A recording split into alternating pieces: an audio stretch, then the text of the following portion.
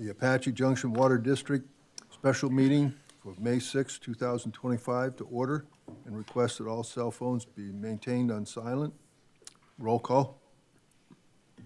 Chairperson Wilson, Here. Vice Chairperson Schroeder, Here. Board Member Cross, Here. Board Member Heck, Here. Board Member Johnson, Here. Board Member Nesser, Present. Board Member Soller. Here. You have a quorum, Your Honor. Thank you. Excuse me. Approval of minutes for the April 15th, 2025. Do I have a motion for approval of the minutes? Mr. Chair, Yes. I move that the meeting minutes of April 15th, 2025 be approved. Second. Moved and seconded. Roll call. Board Member Cross, Yes. Board Member Heck, Yes. Board Member Johnson, Yes. Vice Chairperson Schroeder, Yes. Board Member Nesser. Yes. Board Member Soller. Yes. Chairperson Wilson. Yes. Motion passed. Discussion on proposed district budget for fiscal year 2025-2026 to include proposed rates, fees, changes applicable during the fiscal year 2025-26, and classification and compensation plan for district employees. Mike. Good evening, Chairman Wilson and member of this board. We're going to go over the proposed 2026 budget, proposed rates and fees and charges that will be changing or proposed to change next year, our classification and compensation plan, and then our budget schedule review of what will be tentative budget and final budget. Giving you guys some history here on our budget, where we were in 2023, 2024. Total budget during that year here roughly between our sources and uses was $8.4 million that we spent after our audit. We budgeted in 24-25, which is our current year, roughly $13.8 million, and currently we're projected to spend $9 million of that. We're proposing a budget next year. We're going to be carrying over a few projects that we did not get finished this year that I'll explain to you guys here in a little bit, but we're proposing a $15.7 million budget. Some of those fees will be coming from our water resource acquisition fee, and then also our system connection fee as part of that, because we are expanding some of our plant sites that development has paid for to take care of their source of supplies. So we'll go into a little more detail here in a little bit. Currently in our Fund 62, which is our water resource acquisition, system connection fee fund, we have roughly 5.4 million, and then also on our water resource acquisition fee, and this is to purchase additional water supplies in the future, we have roughly $11 million in that bank account, which we continue to grow so that when we have that Verde system that we need to pay for, those extra water supplies that we need to go out and purchase, we keep that fund going, and then we'll eventually purchase some of those. Currently, as you can see here, we're only spending $334,000 of that money, and that's the final payment of the non-Indian agricultural water that we've been paying for the last 5 years. Some of the major items that we're looking at for next year's proposed budget is purchase 2 new vehicles to constantly rotate out our existing ones for service trucks. The same things with mid-size truck. One is actually a smaller than a mid-size truck, but purchasing 2 of those. And then also a track hoe and trailer to do some of the new mains. We're getting in larger mains. Instead of the 8 and 12s, we're going 16, 24, and even 30-inch mains. So need bigger equipment as we've been developing our system with all new development to the south. So we're looking at purchasing additional equipment here. Any questions on our equipment? Yes. Do you routinely do your own trenching, or do we often hire that out? So if it's in a subdivision, we would hire that out. But these are routinely for repairs that we have to do out there for service lines, or if main break happens that we'd have to do that. We also have small projects that the district will do themselves to put main lines in. As we train our employees, we're trying to get them more fit on how to inspect some of the mains out there and actually install them themselves so that we kind of practice that. So that's why we have the equipment to do all that. Yeah, because I do know a track hoe can rip through our caliche so much more efficiently than the standard backhoe. It's night and day difference. We learned that one here at City Hall about 3 years ago. We had a backhoe ours up here. We couldn't get through it, so we ended up leasing a track hoe for a week, and we went through it in a week rather than the 3 weeks we spent with the backhoe that we couldn't get through it. So we're getting bigger equipment for some of the conditions that are out there also. Okay, thank you. Any other questions? Mr. Chair. Yes. Yeah. Mike, can you go back to the budget? Sure.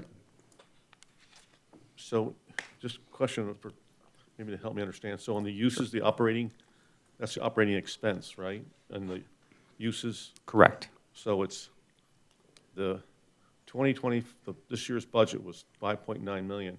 The next has projected of 2.9 million of projected. Sorry, Going where are down you one at more. here? Yeah, right there. Right here?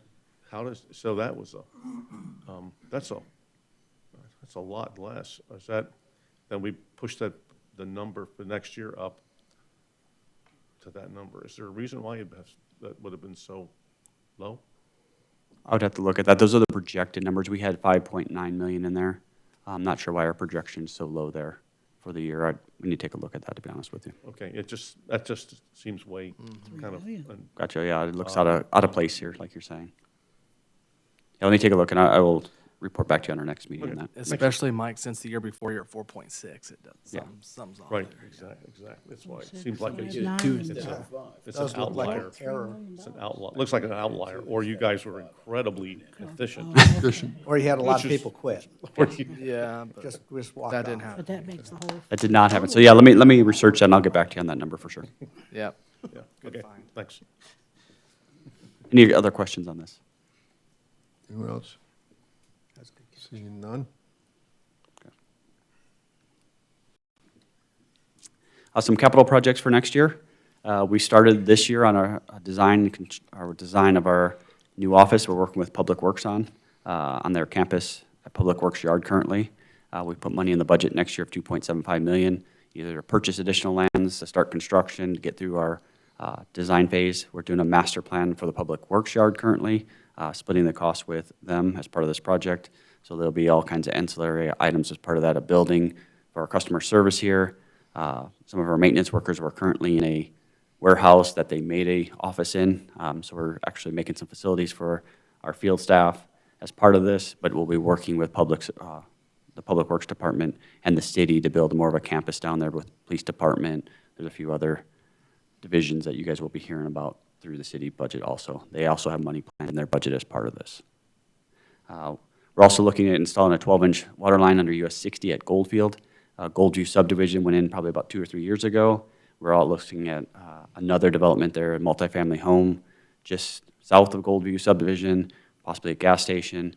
But currently, we do not have a link under the US 60, so this would be a tie that would be tying those together, and we're using system connection fees to pay for that link so that we can help with water quality and loop it through that system there. Also, under right here, under Highway 60 at Idaho, we currently have a 12-inch transmission line that we move water from our plant up to our Booster 1 on 16th Avenue. We're looking at replacing that and adding a distribution line under that also. Again, helping our system circulation as we get new development to the north. These new subdivisions keep coming in, and we have to the south, we need to be able to move that water around. So again, using our system connection fees to upsize those pipes or actually tie those pipes together so we can move water north and south of the freeway. Currently, we only have 2 connections across the freeway, one at Tomahawk and one at Cortez, and we did have a Cortez main break about 15 years ago, so we were down to 1 connection crossing US 60, so we want to make sure that we can get our supplies and be able to move water in different directions there. Real quick question on that. Are you going to have to shut down Goldfield in Idaho when you do that? We'll shut down probably 1 lane. We'll have a contractor. The plan is right now, if ADOT will allow us not to bore, is to open trench that underneath the bridge there on those locations. Sometimes they'll allow you to do that. Other times they'll make us bore that entire length of their right-of-way. And boring prices are not cheap, so that's why these are expensive projects. But all that's concrete underneath those bridges, so hopefully we can open cut that. We'll still have to put casing on, so if we do have a main break, the water actually comes out outside the freeway, not under the bridges, so there's nothing going on and cause an issue with the freeway. So, a few more projects. Purchase 2 million gallon treatment train, 5 at Superstition Area Water Plant. So currently, we built our first 2 MGD plant originally back in 2014. The developer paid to increase that to 4 million gallons a day. And now we're moving forward, going from 4 to 10 million gallons a day here in the next 30 months. Developer will be paying for 4 MGD of that 6, so we'll be paying for our 2 MGD treatment train. So we have that for our supplies as these new developments are coming in. To the north, it's not for Superstition Vistas, for some of the other small infill projects we have as we build that up. If we have a major commercial development come in or retail come in, we have those water supplies available for them as they come in as part of that. We're also looking at upgrading our booster pump station at Water Campus 2 and redoing the existing one there, again, using some of our system connection fees that development has paid for, and replacing some of those booster pumps as they've reached the end of their useful life. We do, in this year's budget, we had to drill a new Superstition Vistas well. We are still working on that process, so we push those funds into next year. So you see that there in this one. And then about a month ago, you guys approved to the water purification trailer. We're obviously not going to get it all built here in this fiscal year, so we push some of those funds out till next fiscal year. But we'll be coming back to get approval in next fiscal year from you guys on those. Any questions on some of our major projects we have going on? Yes. MGD stands for? Million gallons a day, sorry. Thank you. Many. A lot of Million. people, a lot of people might Yeah. not know that, Many, but yeah. might be listening. That's many. 2 million gallons a day. So that's roughly about 4,000 service connections, residential service connections. Anyone else? Okay, thank you. Okay. Some of the expenditures, this is part of the part Councilmember Heck was asking me on. Some of the costs that we have going on, we have $180,000 to our Salt River project for the Verde sedimentation project we've been working on. This is part of the study. We've spent $400,000 over the last 4 years with them. We're making our last payment on the 4th year on that one. Due to those increases we talked about a couple of months ago, there's roughly another $8 million. We owe $180 million for the next 2 years, so we'll have 2 more payments. So this will be 5 of 6 totaling of those payments that we'll be making. As I mentioned earlier, we do have our last payment of $334,000 for our non-Indian agricultural water that we financed with CAP 5 years ago, so that'll be the final payment of that one. This is the maintenance fee for operations and maintenance of the CAP. It's roughly $1.4 million for our roughly 3,000 acre feet of CAP water we have today. So we have to pay these fees as we get that delivered. And then our capital fee is also $390,000 per year for our capital fee. So kind of give you a little history here on CAP fees. They used to be cheap, roughly about 10 to 15 years ago. And as it's become a precious resource and the drought has continued, as you can see, these fees have almost doubled in the last 10 years, going from our operations maintenance fee from roughly $150 to over $300 an acre foot as we get that delivered to us. The capital fee also went from roughly $20 an acre foot, and now we're looking at almost $60 per acre foot for those capital fees. And it's just those resources are getting more finite, and there's not as much water as being delivered. So less water in the canal being delivered here means higher prices to pay for all those pumps and maintenance on that canal to handle all that. So that's what kind of keeps raising those rates as we move forward. Any questions on those? Yes? Mr. Chair. A question back regarding one of the projects, the Verde River sedimentation project. So that, the study's going to take 6 years. Yes. So when you get to the end of 6 years, that's when we'll find out what the cost will be to actually remove all that sedimentation? So this is, well, they're still going through the process with the federal government to determine if it's that project or if it's raising the dam. We're assuming it's going to be raising the dam at this point, and then doing some sedimentation. That's not removing this, or was it the Horseshoe Reservoir? What was the So other? it's part of the Horseshoe Reservoir, it's part of the Verde system. So you have a Horseshoe Reservoir, that's part of it, and then you have Bartlett Dam, which is the next dam downstream from that. So that's where the sedimentation is in Horseshoe. They looked at removing all that sedimentation, what the costs were for that, and what they would do with all the fill. Yeah. How much would it be, and where would they move it to, and what those costs would be, or would it be cheaper to raise the Bartlett Dam and leave those there, and leave Horseshoe as a sedimentation place where it could settle out, and it wouldn't fill in Bartlett, and then come up with a process, if it does fill up Horseshoe, how can they flush it through Bartlett at the same time? So they're looking at several scenarios. You know, we have to do this with the federal government of, no action at all, or, here's 3 different options that we have. Consensus right now is looking at raising Bartlett, but it's still the federal government's recommendation in the end what we do. So we're looking, this is the study that we're working on is the raising of Bartlett Dam as part of that, to get through that process to see what the total cost of that dam would be as part of the process. So that'd be 6 years, we'll determine that, and then the actual work, presuming it gets approved, will be probably Correct. 5, 10 years? We're looking at, right now, what they're estimating is 2034, the dam would possibly be complete. So Oh. 9 years out. Okay, oh, okay, all right, okay. So long process going through the government process. Like, as you're aware, we've been in it almost over 4 years now. Another 2 just in designing, and construction will take another 7 years after that. Cool, thanks. Anyone else? Okay, thank you. Okay, moving on to our rates. So we currently have a base rate. So this base rate pays for chemicals, electric, and water. So roughly, I take that back. The base rate is based on your maintenance of your facilities, of all your pipes that are ground, and taking care of all that. So this base rate never goes away. We're always going to have this. So we need to keep that steady. We're currently at $31.53. As you can see, as we compare to other cities across the board here, we're on average slightly above average. We're looking at increasing this rate. We're proposing to increase it to $33.11 currently. Gilbert has some higher rates. Arizona Water Company is right in where we're at. Mesa's pretty close to us. Buckeye's in about the same water rates. And then some other ones have a little bit lower. Florence is near us also. So we're proposing a 5% base rate increase to people living inside the city limits, no change to their consumption rate, and then no change to the tiers.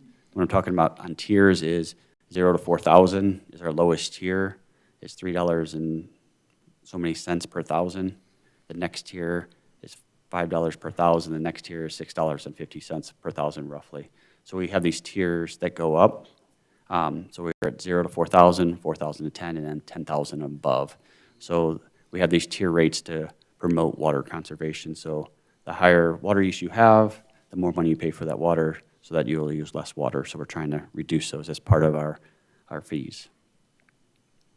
For a customer in the county island, we're recommending a base rate increase of 5% and a consumption rate of 5%, and then no change to the tiers also on them. What does this look like overall?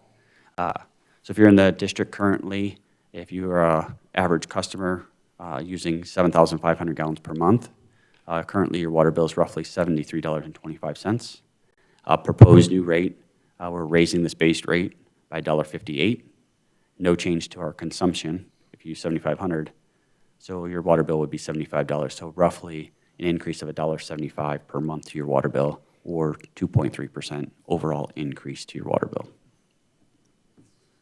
Comparing it to somebody who lives in the county, currently their base rate is $32.48, proposing to raise it 5% to $34.10, which is $1.62. On the consumption rate, if you use 7,500 gallons, you would be bumped up by $2.39. So roughly an increase of $4.30% if you lived in $4.30 if you live in a county island. So roughly a 4.8% increase. Okay. So if comparing city versus county, same amount of water usage, roughly if you lived in the city, you'd be paying $75 for your water bill. If you live in the county, you'd be paying $90.49 for your water bill for using 7,500 gallons. Do we have any questions on that? Yes. Why does the county people get punished? Because they're receiving a service that has city services that help support us. So if you live in a county island, you get charged more for your water supplies at that county island. So eventually, as most cities do, a lot of their support, even police, water, they stop by there and they leave because that's not really in the city limits. So they're using public funding to fund things that live in the county. Here, we're going to be using the county's money, or the people that live in the county, to fund themselves. Thank you. Okay, thank you. Okay. Next one is our residential system connection fees for a single family currently. So if you're building a new home, as these developments are to the south, your connection fee currently would be $7,760. We're looking at an increase of 1.8%. So it's a consumer price index. We're looking to raise it. The price of construction over the last 5 years just keeps continually growing and growing. You know, our price for our plant back in the day was roughly, I think we paid $14 million for a plant. When they expanded it to MGD, we spent $30 million. So price of that construction keeps going up, and this is what the system connection pays for, either building this plant, adding more production, adding another well, adding bigger pipes that go into freeways, so that we can serve these new developments as they come in. So down south in Blossom Rock and Radiance, they get charged a different fee because they are paying for their treatment train. Those other two that we talked about earlier, they're building their own storage, they're building their own booster pump stations, so they don't pay for the capital infrastructure. They're only paying for the buildings, the equipment that we purchase, the vehicles that we drive to support those services down south. So they have a much lower system connection fee based on this. And this was done from a study from Tischler-Bice 2 years ago on where our system connection fees came from and where our water resource acquisition fees came from. Again, it's roughly a 1.8% increase. I do have a question. How do our rates compare to other cities for a connection fee? Because, you know, that fee is just to have a meter set, essentially. Still have to pay a contractor to come in, put a tapping sleeve on, or do you provide the tapping sleeve and the meter, and then a contractor connects from the meter to the house? So it's two different scenarios. So we do have those fees that are part of a rate structure. This is the bulk of them. So you have a system connections fee and a water resource acquisition fee. It's roughly about $12,000 to $13,000. And then if they're adjacent to a main, you'll pay to install that. Is roughly another $1,500 or $2,000 to get that installed. So it's roughly around $14,000 currently to get a service installed if you're adjacent to the main. And that's just from the main to the meter, That's correct. 13,000. Yes, sir. Wow. Yep. So last year when we looked into this, I think we were on the higher end. We were either number 2 or 3 on what our impact fees for cities for water resources. Sounds like we're way on the high end. I can get those numbers for you again. I think we looked at this last Yeah, year. I I would think you like asked the same question. And Yeah, I would love to see what our competitive cities are charging for the same service. Okay. Because Yep. it just, man, I mean, we don't live in a rich community. We live in a moderately income, and Again, none of these fees affect our existing customers. This is all Right. new development. I understand. But, you know, there's a lot of people that would like to put a rental on their property, and to tap in and bring another meter in for that rental, makes it very cost prohibitive. I agree. So, Let's get that chart. Yes. so if you had a resident in Apache Junction, obviously on well water, or they were hauling water, and they wanted then to connect with Apache Junction water, they would have to pay these. Yes, sir. Okay.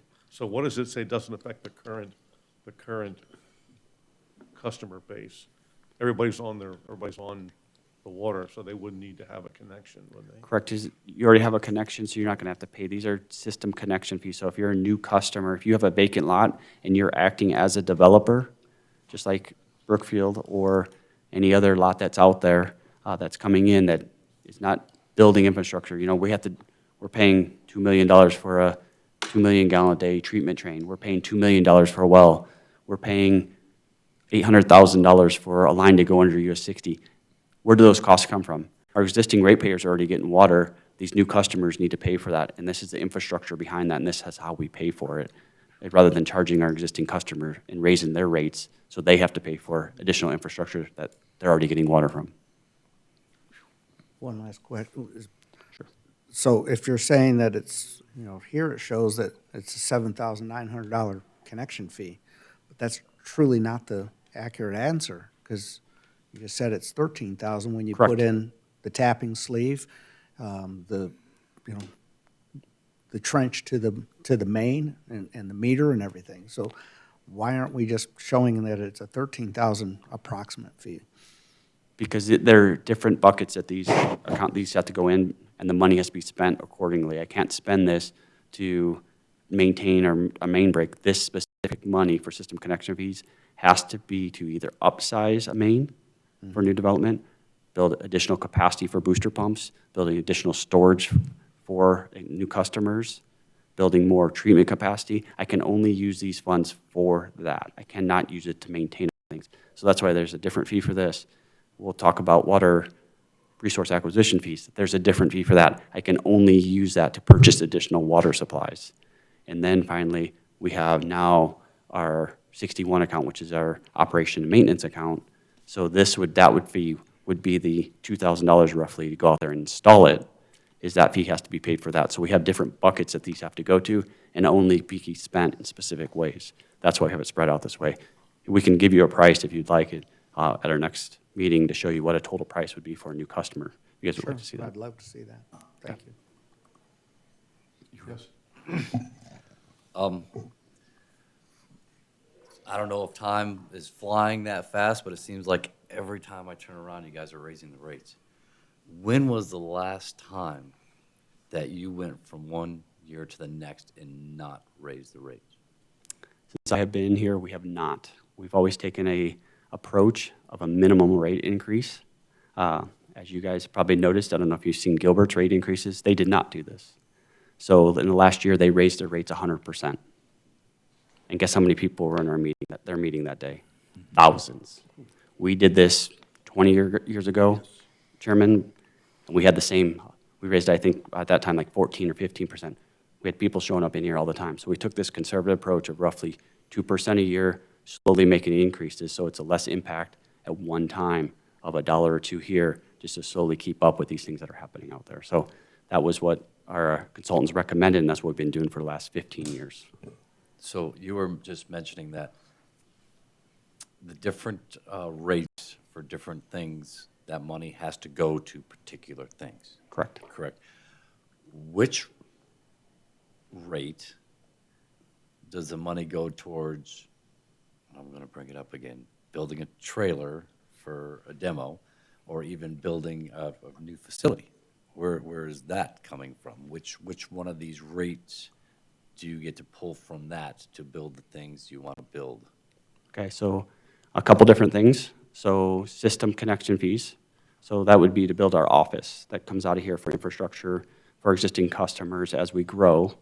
These new customers have to pay to keep up the level of service that we currently have. So that would be a portion that they would pay for. The trailer is additional water supplies. So we could pull it out either water acquisition fees, because we're looking at trying to get more water supplies in the future using advanced water purification, or system connection fees, because it's another place of production in the future, so we could pull it out of that bucket also. Could be for our existing customers, right? For a drought contingency plan, if CAP cuts back 100% in 5 years, where are we going to get water from? So we could probably pull from all buckets for advanced water purification. And what was the third one that you were asking on? No, I just had the two scenarios. Okay. But I was just curious because Sure. I didn't realize that when you have all the different, you have proposed rate increase of what, the 3% or 2% here, now it's 1.8, and then I think there was one right before that of the 1.8. I didn't realize that that particular rate increase had to go towards a particular thing. Right. So I was just curious of which one of these buckets pays for the luxuries, let's say, and the flashy lights. I was just curious. That's all. Okay. Well, new offices. Oh, I don't doubt it. Okay, Any other questions on that? no one else? Okay. So the next one we had is water resource acquisition fee. This one went from, we're looking at an increase again, 1.8%. So roughly going from $3,660 to $3,840. Again, some of these costs are out of our control. You know, as Chairman Wilson said in the past, we purchased our 1,000 acre feet of CAP water back in 2012 for roughly $3 million for 1,000 acre feet. Today, that'd be $30 million. So price of water is still not going down. This is why we have to raise these prices to go out and purchase that next bucket. I wish the price of water went down, but it doesn't these days. It's just continually going up. And if we don't charge any of these fees, we're not going to have water, so development would stop here in Apache Junction. So we have to have a way to purchase that water. Any other questions on our rate or proposed currently? Don't see any. Proposed classification and compensation, we are recommending or proposing the same as the city. A one-step increase for all employees is roughly 2.5%. And then there's an increase, a 4.5% increase on the average health insurance that will be shared between the district and the employees. That's not 4% of their salaries. That's 4% increase of the premiums for the insurance. Okay. Any questions on any part of that so far? Last portion is to schedule our upcoming events here. Our tentative budget is scheduled for May 20th, 2025 at 6 p.m. here in the City Council chambers at 300 East Superstition Boulevard, Apache Junction, Arizona, 85119. And then a final budget on June 17th, 2025 at 6 p.m. at 300 East Superstition Boulevard, Apache Junction, Arizona, 85119. Okay. District Manager's Report. I have no report, Your Honor. District Director's Report. Mike. Chairman Wilson, just an update. We had our board member Johnson at our event, the Water Festival. Quick recap for the rest of the board and Chairman Wilson that was there. We had 4 schools that showed up, all 3 schools here in Apache Junction and 1 from Superior. We had 8 classes, roughly 200 fourth grade students, and over 40 volunteers that came out to train the fourth grade students here in the community about water conservation, the watershed, the water cycle, and groundwater modeling. So great event, had a great time out there. The fire district showed up, cooled off the kids at the end of the day. But again, just teaching the kids here in Apache Junction and Superior about water conservation and how we can handle it here in Arizona. So great event, a lot of people, a lot of volunteers, really appreciated. Council members and board members that were out there. So thank you. Some updates on the Colorado River. This is Lake Powell, so our upper lake. As you can see here, we're back to where we were in 2024, roughly lost about 3%. So we have about 24 million gallon or 8 million acre feet here in Lake Powell. During this time, we fill Lake Powell typically from our water, our snow and melt comes off, and then we're draining into Lake Mead most of the time during the summer. Hopefully this comes up, but it's been an average year, so it'll be slightly up. I'm going to imagine we're going to be still below this red and green line, which was 23 and 24. Lake Mead, we dumped from Lake Powell to Lake Mead in 2023 or 2024. We moved up slightly.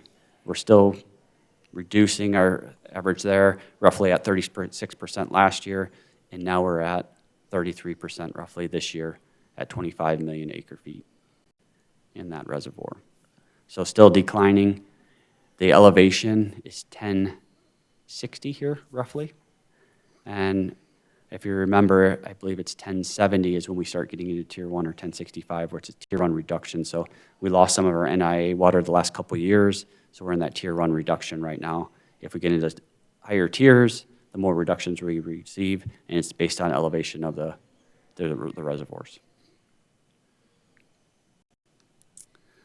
An update on Salt River system. Currently, we don't receive any water from them, but it's been, again, a dry year. As you can see, the total system here on the Salt River project is 68%. A year ago, we were at 93%. So not much rainfall and snow here in Arizona either. So not a great year. So hopefully we can get better rains, better monsoon here in August, and more snow next year to start replenishing some of our reservoirs out there. Otherwise, again, the price of water is going to continue to grow. My last slide for today is kind of give you guys an update where we're at on water production. Thought this was interesting here. As you can see, this is the last 10 years. Back before 2023, we're cruising along using basically almost the same amount of water each year.